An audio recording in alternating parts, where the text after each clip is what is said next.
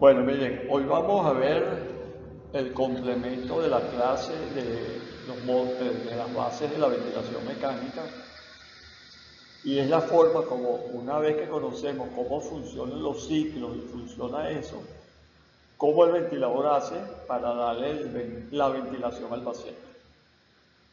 Entonces aquí tenemos que, recordándole la página, el nombre de la página tiene una principal. Si usted presiona donde dice presentaciones, le aparecen las presentaciones que están hasta ahorita, que son 5: fisiología respiratoria, oxígeno CO2, primera parte de la base de la ventilación mecánica, la segunda parte, y el equilibrio ácido-base. Si usted le da la parte de videos, entonces en videos tenemos las dos clases de bases de la ventilación mecánica, pero la segunda parte en dos, porque es un video muy largo. Entonces se podría poner como fastidioso. Entonces lo hicimos en dos partes para verlas por separado. Se ha metido muchísima gente porque he visto que los han bajado y lo han visto y lo han revisado, y bueno, esa es la idea. Entonces, repasando, ya esto lo habíamos visto, que es un ventilador mecánico. Un ventilador mecánico es una máquina automática diseñada para proveer todo o parte del trabajo que el cuerpo debe hacer para mover aire dentro y fuera de los pulmones. Estas láminas que vienen a continuación es importante que ustedes se las sepan, pero a la pie de la letra, como dice uno. Fíjense, vamos a ver los objetivos de la ventilación mecánica. En relación a la ventilación, tenemos que el primer objetivo es disminuir el trabajo respiratorio. Adicional a esto tenemos mantener un CO2 entre 35 y 45, un pH de 7,35 y 7,45 y una presión meseta menor de 30 centímetros de agua. Esto es importante saberlo porque es una de las medidas de protección pulmonar que nosotros les tenemos que ofrecer a nuestros pacientes que están sometidos a ventilación mecánica. Entonces, la fórmula que debemos de manejar, pero así como quien dice uno, y conocer los detalles, es esa que estamos viendo allí. Volumen corriente más frecuencia respiratoria nos da el volumen minuto. Generalmente en ventilación mecánica se debe trabajar con el volumen minuto, no con el volumen corriente nada más, porque del volumen corriente y la frecuencia respiratoria es los parámetros que vamos a manipular en el equipo para darle la ventilación al paciente. Entonces, si el producto de uno por otro me da el volumen minuto, es importante siempre manejar el volumen minuto de la máquina de ventilación mecánica. Entonces, los objetivos de la oxigenación son mantener un buen intercambio de oxígeno, eso es importantísimo. Después, tener una PaO2 mayor de 60 milímetros de mercurio, una FiO2 manejable con menos de 0,60 de FiO2, que la saturación de la sangre sea mayor de 90, y eso lo logramos con 3 componentes. ¿Cuáles son los 3 componentes? Con fracción inspirada de oxígeno, o sea, nosotros le podemos dar oxígeno al paciente desde 0,21 hasta 1, que es 21% y 100%.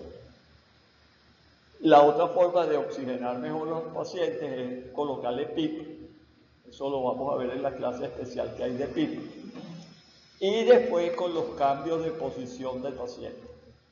Acuérdense que, aunque nosotros la usábamos desde hacía mucho tiempo, durante la epidemia de COVID se puso de moda el decúbito prono, que era ventilar a los pacientes boca abajo. Entonces, esas son las formas que nosotros tenemos para manipular la oxigenación de los pacientes. Entonces, ¿qué son los modos ventilatorios? Usted dirá, bueno, ¿qué es un modo ventilatorio? Entonces, como lo dice la lámina, son las diferentes formas y maneras que tenemos para suministrar por intermedio del ventilador mecánico el volumen corriente seleccionado para el paciente. Fíjense que lo que le vamos a dar al paciente es el volumen corriente que él requiere. Ahora, ¿de qué manera le damos nosotros ese volumen corriente al paciente? De la forma que lo demos, ese es el modo ventilatorio que tiene el paciente en ese momento con el ventilador. Entonces, fíjense, ¿qué tengo yo que buscar en mi ventilador de entrada? ¿Dónde le pongo yo el volumen corriente al paciente? Ahora tenemos aquí lo siguiente.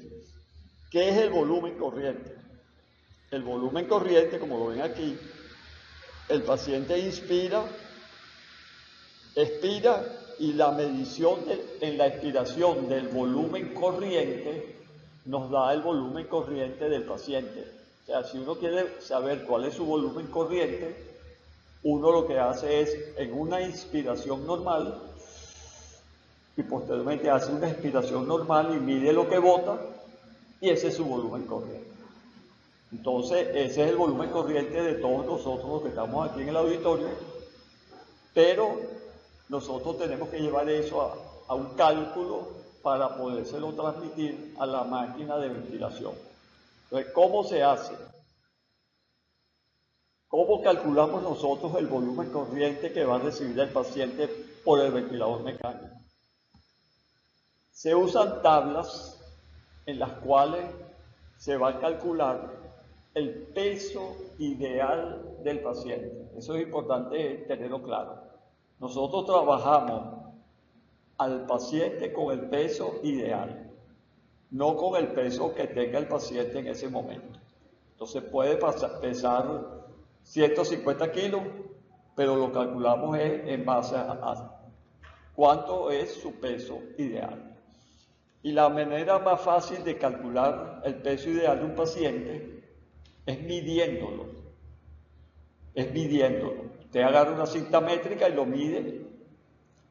Y aquí está la fórmula para calcularlo. Hay muchísimas fórmulas. La que nosotros usamos usa la altura en centímetros y discrimina por hombre o mujer. Dependiendo del sexo, entonces hay más o menos ventilación calculada. Estas son reglas que están en muchos libros, en muchos sitios. Nosotros en la práctica usamos los que están en la lámina. Altura en centímetros arriba, y ahí el factor que se toma en cuenta es la edad. En las tablas de abajo se toma en cuenta la altura más el sexo, si es hombre o mujer. Fíjense, los ventiladores modernos traen esto incorporado. Ustedes ven aquí, el paciente no ha sido todavía conectado, la máquina está en stand-by. Se trata de un paciente masculino que voy a ventilar. Y aquí, con este dial que está aquí, yo coloco la altura en centímetros del paciente. E inmediatamente la máquina me dice que el peso ideal de ese paciente son 66 kilos. En base a 66 kilos es que yo voy a poner el volumen corriente en el equipo, en base a los kilos ideales. Ya las máquinas traen eso, no tienen que hacer numeritos matemáticos, pero si tienen un equipo que no hace esto, tienen que aplicar las fórmulas que vimos en la lámina anterior. Entonces, fíjense, el peso ideal lo calculamos de la manera anterior. Ahora, ese peso, ¿por qué lo multiplicamos? El rango de trabajo de volúmenes corrientes oscila entre 4 a 10 mililitros por kilo de peso. Ese es el rango de trabajo habitual. El rango normal de ventilación de cualquiera de nosotros es entre 6 a 8 mililitros por kilo de peso ideal. Si ustedes no se quieren dar mala vida, ponen 7, que es la mitad. Si yo peso 70 kilos por 7, 7 por 7, 49, mi volumen corriente debe ser 490 mililitros. Eso es lo que yo le voy a poner a la máquina para que le dé a ese paciente ese volumen calculado así. Ahora, eso depende, el rango ese de 4 a 10, depende del tipo de enfermedad que nosotros estamos ayudando a controlar con el ventilador. Hay diferentes números, hay desde 4 mililitros por kilo en los pacientes con distrés respiratorio severo, se usan volúmenes muy pequeños, y hay otros pacientes que se usan volúmenes más altos. Entonces, como dice la lámina, eso depende de lo que tenga el paciente. Entonces, fíjense, ahora viene un concepto que tienen que tener claro también, que es la ventilación alveolar. O sea, no todo el aire que entra dentro de los pulmones participa en el intercambio gaseoso. Hay un porcentaje que no participa, que se queda en las tuberías sin participar en el intercambio gaseoso. Entonces, eso es lo que se llama ventilación alveolar. Entonces, la ventilación alveolar sería ver qué cantidad de todo el aire que inspiramos participa en el intercambio y qué cantidad no participa. Entonces, la que no participa es la que se llama espacio muerto. O sea, un espacio que no hay intercambio, por eso se le denomina muerto.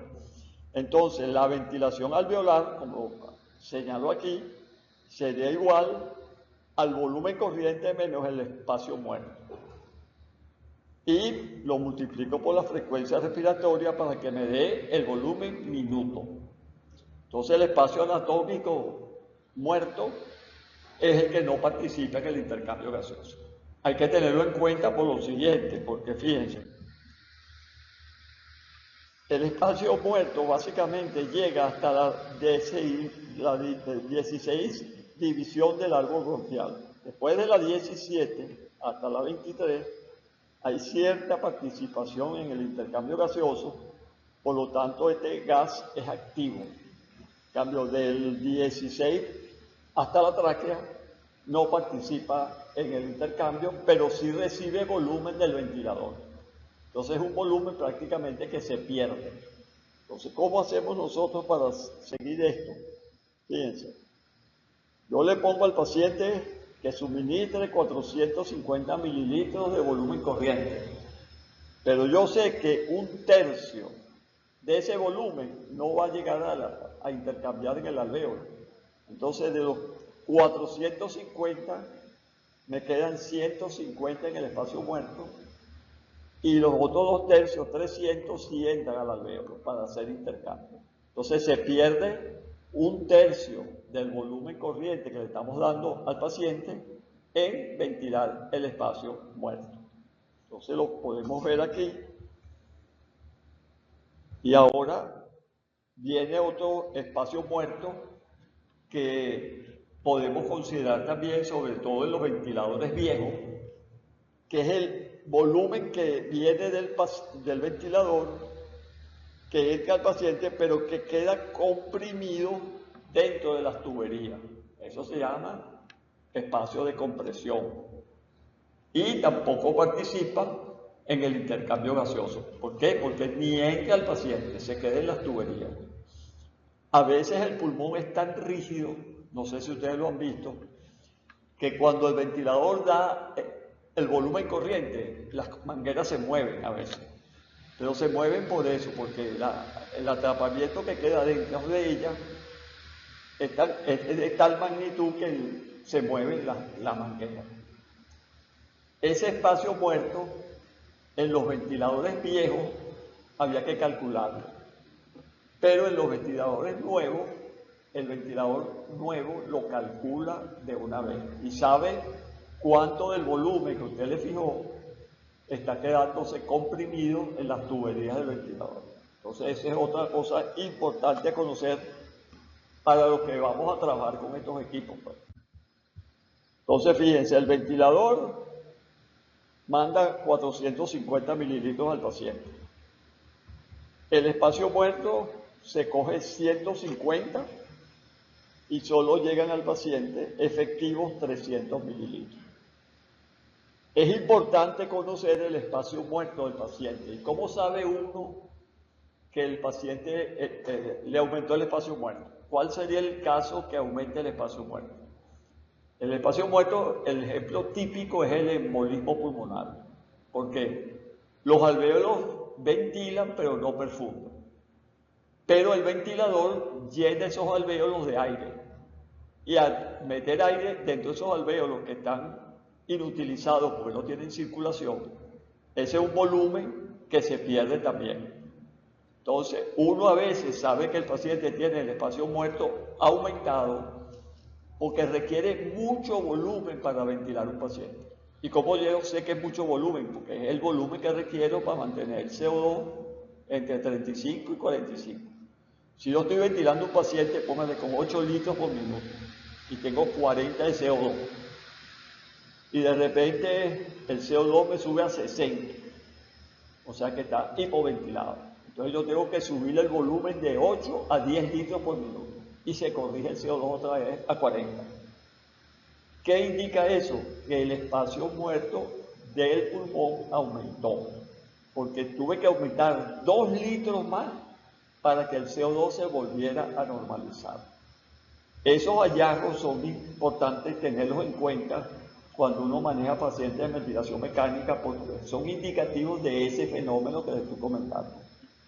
Falta de perfusión alveolar, el alveolo queda como una calle ciega en la cual entra pero no intercambia. Entonces ese espacio lo tiene que suplir el ventilador de todas maneras y usted tiene que subir el volumen minuto para contrarrestarlo.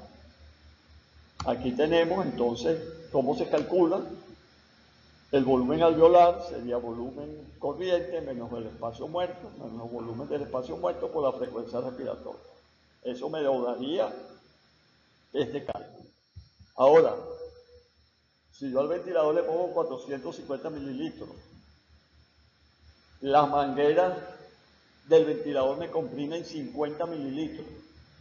Ya lo que va al paciente son 400.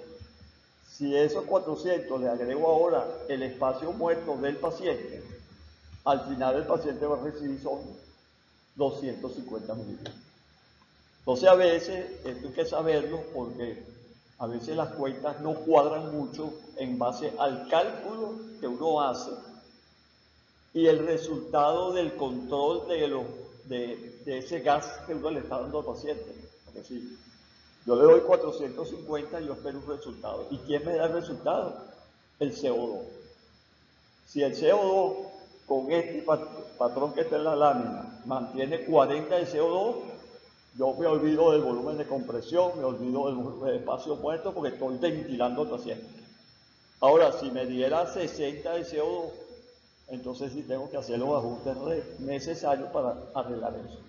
Por eso es que lo que repetimos, pues, que el CO2 es el control de la ventilación. Y un ayudante es el CO2 expirado cuando se puede monitorear. Entonces, en este caso, el volumen alveolar sería volumen corriente menos volumen del espacio muerto menos el volumen de compresión del ventilador. Y eso por la frecuencia respiratoria nos daría el volumen minuto del paciente.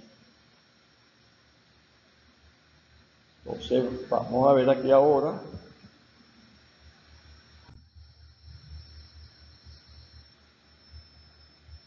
Los parámetros más importantes a manejar en ventilación mecánica son el volumen corriente y la frecuencia.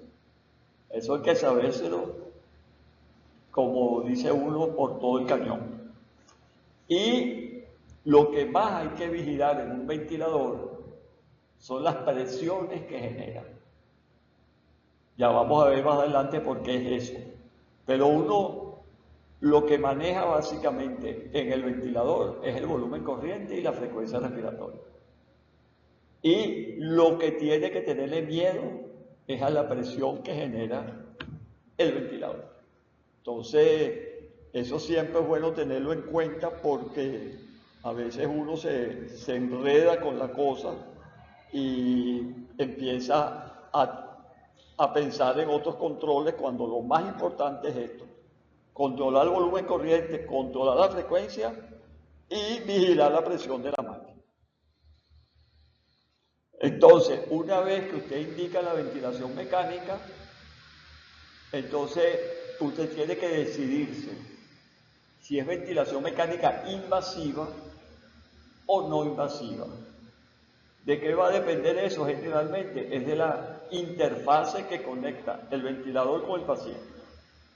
Si es una interfase no invasiva, tipo máscara, cánula, cosas de esas, entonces se dice ventilación no invasiva.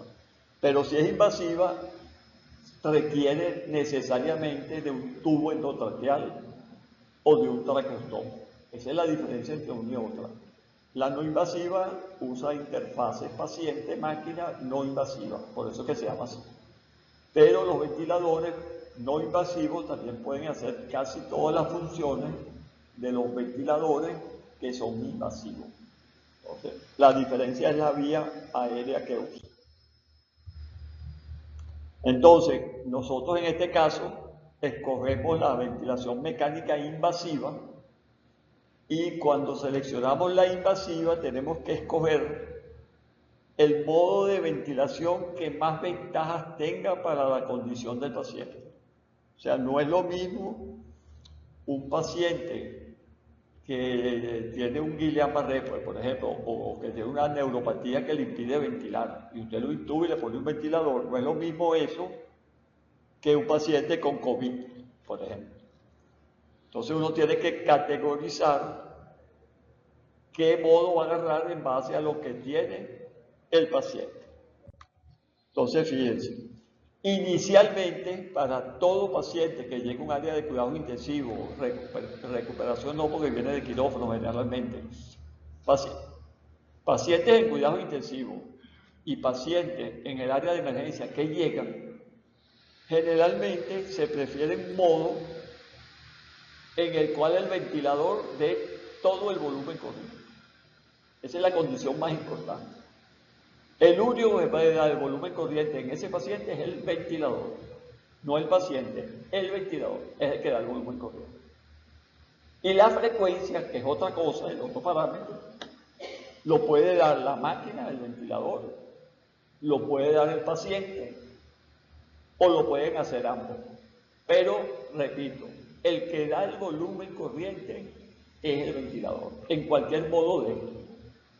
Ya sea que el paciente sea el que ponga la frecuencia, ya sea que se haga entre el ventilador y el paciente, el único que, repito, da el volumen corriente es el ventilador. Entonces, eso se ha llamado, porque como el dominio total del volumen corriente es del ventilador, entonces eso se llama ventilación mecánica controlada. ¿Por qué se llama controlada? Porque el ventilador controla el volumen corriente. Seguimos avanzando y vemos. Entonces ahora tenemos que analizar dos parámetros que lo hemos visto en las clases anteriores. Primero, siendo el ventilador el que va a dar el volumen corriente, ¿quién inicia la ventilación? Y de ahí va a depender la frecuencia respiratoria. Si la inicia el paciente, depende de la frecuencia respiratoria del paciente. Si la inicia la máquina, depende de la frecuencia que usted le puso a la máquina. Y si depende de los dos, es la sumatoria de lo que tiene la máquina y lo que hace el paciente. Eso lo vamos a ver ahora con unos ejemplos. Y después el segundo dilema que tenemos, que se nos presenta día a día en las unidades de terapia intensiva o en los sitios donde se hace ventilación mecánica, es cómo va a ser la inspiración, limitada por presión o volumen. Y de esa decisión va a depender el volumen corriente, que, repito, solo lo da el ventilador mecánico. En este modo, El paciente interactúa solo iniciando la inspiración, más nada. Si no la inicia el paciente, no hace más nada el paciente, sino es inicio de inspiración. Entonces, los términos son, ustedes lo conocen más o menos. Si esta ventilación controlada, porque el ventilador es el que da el volumen corriente, la inicia el paciente, entonces se dice que es ventilación mecánica asistida. Si la inicia la máquina, es controlada. Y si participan los dos, es asistida controlada. Por eso que ustedes oyen, no, tenga asistida controlada, ten controlado, todo es asistido. De estas definiciones, de estos tres pasos, depende la frecuencia del ventilador. Entonces, en resumidas cuentas, vamos a resumirlo hasta ahora. El volumen corriente para el paciente lo suministra el ventilador, ya sea limitando la presión o el volumen de la inspiración. La frecuencia con la cual se suministra el volumen corriente al paciente depende del ventilador, puede depender del paciente o puede depender de ambos. Entonces, ese es el resumen de lo que hemos hasta ahora visto. Entonces aquí vamos a ver una lámina de quién inicia para repetir nuevamente, hay que repetirlo varias veces, hasta que todos ustedes se vayan empapando del problema. ¿Quién inicia la ventilación mecánica? Esa es la fase 1 de la ventilación mecánica. Acuérdense que son 4 fases. Inicio, inspiración, fase de IAE y expiración. ¿Quién inicia? Puede ser el paciente o la máquina. Si inicia el paciente este tipo de ventilación que estamos viendo ahorita, que el volumen corriente lo da el ventilador, si lo inicia el paciente se dice ventilación asistida. Si la da la máquina, controlada. Y si lo dan los dos, es asistida controlada. Todo el volumen lo da el ventilador. Eso hay que repetirlo muchísimo, porque a veces el concepto ese no se entiende. Porque después vienen los modos intermediarios, en los cuales sí hay participación del paciente en otros eventos, pero en este caso no. Solo en la frecuencia más es que actúa el paciente. Entonces, en el modo controlado, ustedes oirán ese nombre por ahí, a mí no me gusta mucho, pero lo usan mucho en los libros, que es la ventilación mandatoria. Eso, el término es porque es obligada. Nosotros preferimos llamarla controlada. En el modo controlado, fíjense, el volumen corriente y la frecuencia respiratoria dependen totalmente del ventilador.